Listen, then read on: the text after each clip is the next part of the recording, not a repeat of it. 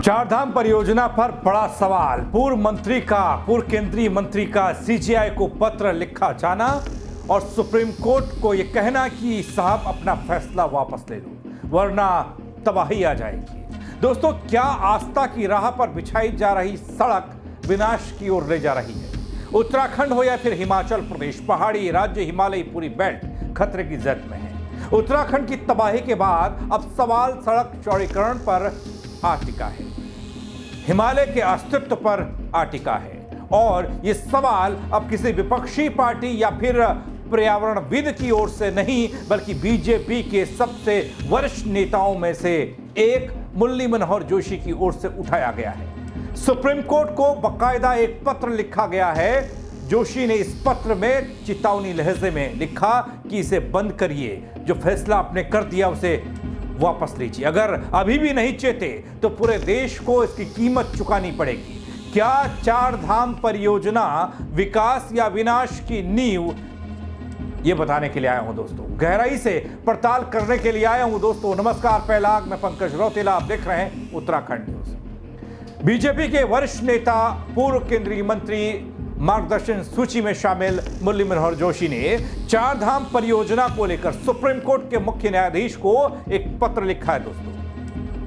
उन्होंने इस परियोजना के तहत हो रहे सड़क के चौड़ीकरण के खिलाफ अपनी आपत्ति जाहिर की है, कोर्ट से फैसले की समीक्षा की मांग की है।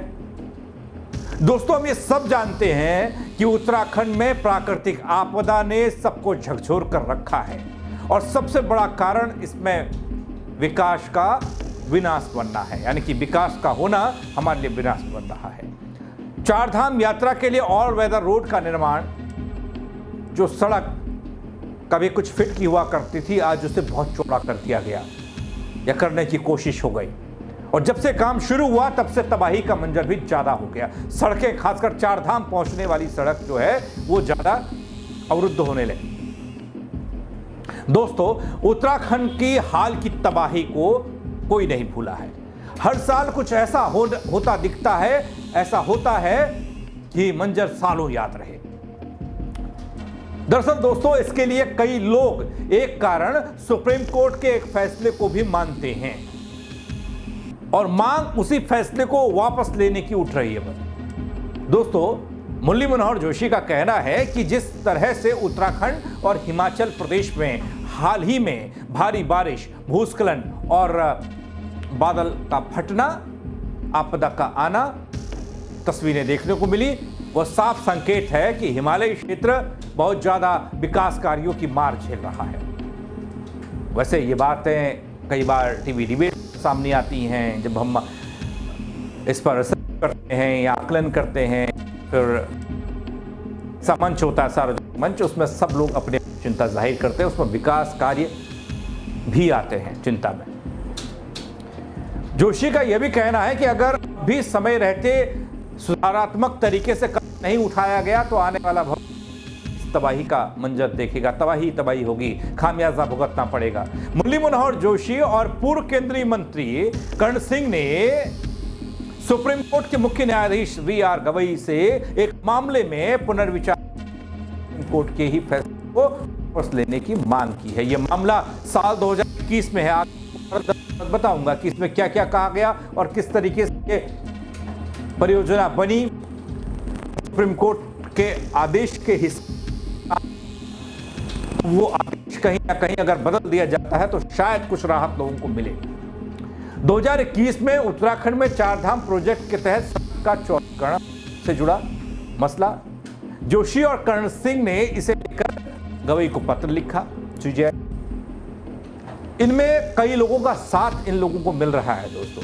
इतिहासकार भी हैं, पद्मश्री विजेता हैं, कई का नाम शेखर पाठक, पद्म भूषण से सम्मानित लेखक राम गुहा, आरएसएस के पूर्व विचारक के.एन. गोविंदाचार्य जैसे बड़े नाम शामिल हैं, जिनका इस विचार के साथ मिलना अपने हिमालयी क्षेत्र के लिए जो काम किया जा रहा है, जो विकास यहाँ पर देखा जा रहा है, जो पेड़ यहाँ पर काटे जा रहे हैं, जो ब्लास्टिंग यहाँ पर हो रही है, वो तबाही का कारण है।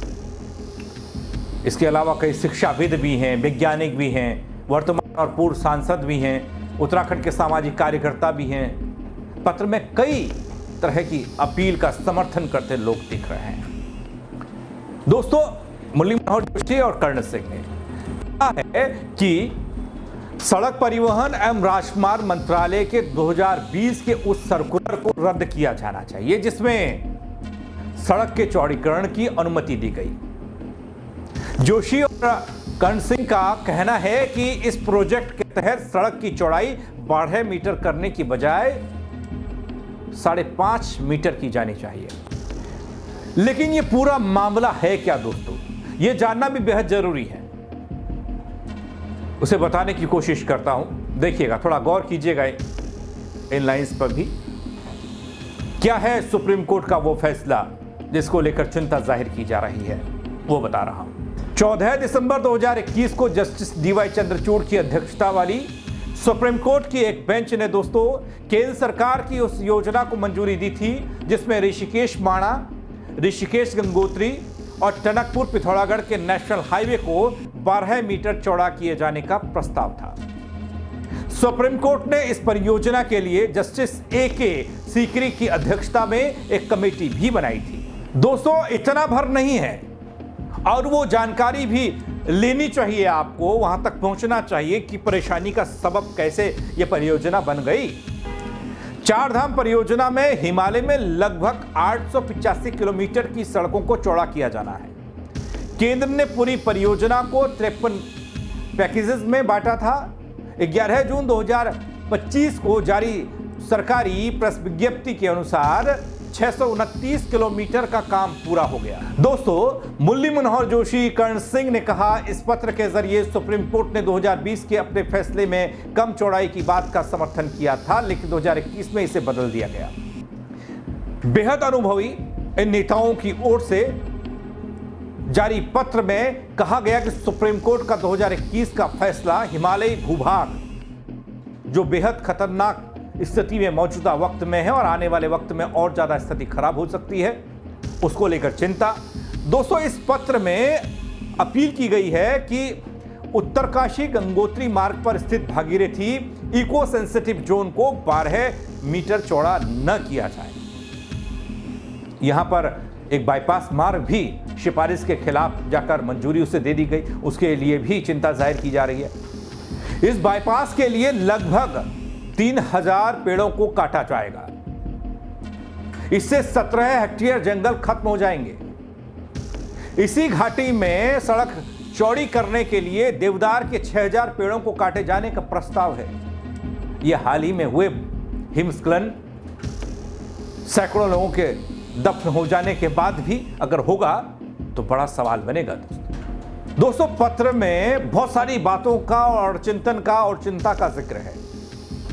हिमालय में बार बार आने वाली आपदाएं न केवल लोगों की जान ले रही हैं, ये हम सब जानते हैं, बल्कि इससे देश को बहुत बड़ा नुकसान हो रहा है। बहुत पैमाने पर आर्थिक नुकसान भी झेलना पड़ रहा है। देखिए, हर बार तबाही आती है, केंद्र को बजट देना पड़ता है, तो हम पुरानी चीज़ों को फिर से सही करने, चाहे हिमाचल का इलाका हो, उत्तराखंड का इलाका हो। सबसे बड़ा नुकसान ये, जानी नुकसान अलग से, कई तरह के प्रोजेक्ट डैमेज हो जाते हैं, कई होटल रेस्टोरेंट उनको मुआवजा देना पड़ता है, बहुत सारी चीज़ें हैं।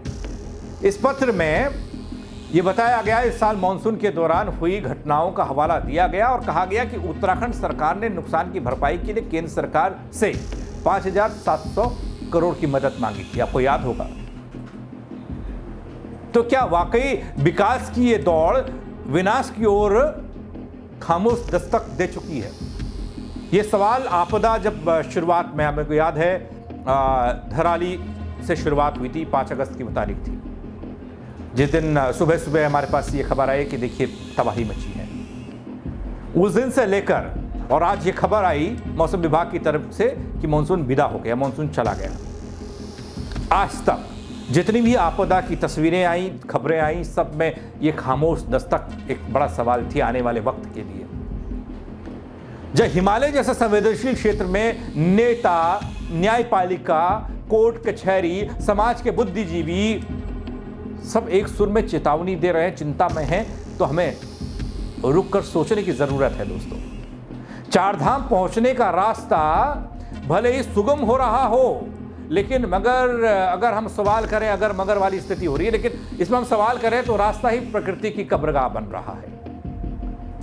इस पर कई बार हम लोग चिंतन कर चुके हैं, मंथन कर चुके हैं, ब्लास्टिंग को लेकर, पेड़ों की कटाई को लेकर, ज़मीन कमज़ोर होने को लेकर, ज़्यादा बारिश होने को लेकर। वैसे दोस्तों बारिश तो पहले भी होती रही होगी, लेकिन इतना बड़ा नुकसान नहीं होता था। तो श्रद्धा के साथ साथ जीवन भी संकट में आ रहा है। अब फैसला सिर्फ नीति का नहीं, नियत का है, नियति का है। हम क्या बचाना चाहते हैं? सड़कें, नदियां, अपने हिमालय को जीवित देखना चाहते हैं। फिलहाल सुप्रीम कोर्ट की तरफ नजरें हैं, सरकार की रिपोर्ट पर नजरें हैं, सरकारों पर नजरें हैं, चाहे वो राज्य सरकार हो या केंद्र सरकार इस देश की। क्या अब भी हम चेते हैं, हम सतर्क हुए हैं, या फिर आने वाली पीढ़ियों को सिर्फ मलबे और छलावे की विरासत देकर जाएंगे? मुरली मनोहर जोशी और कर्ण सिंह का यह पत्र सुप्रीम कोर्ट के सीजीआई को लिखा गया है। क्या कोर्ट इस मामले में दखल देगा, अपने उस फैसले को बदलेगा जिसमें सड़क के चौड़ीकरण को लेकर आदेश पारित किया गया था? अगर करता है तो अच्छा है। अच्छा इसलिए शायद जहां तक प्रोजेक्ट चल रहा है या हो चुका है वो बात तो हो गई, लेकिन उससे आगे की स्थिति, क्योंकि ये लंबा प्रोजेक्ट है,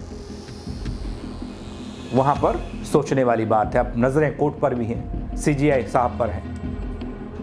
क्या सोचते हैं इस खबर को लेकर आप? आपको क्या लगता है? ऑल वेदर रोड, चमचमाता विकास, कंक्रीट के उगते जंगल, कटते पेड़ पौधे, दरकते पहाड़, टूटती उम्मीदें, जिंदगियां मलबे में दबती हुई, क्या चाहिए हमको?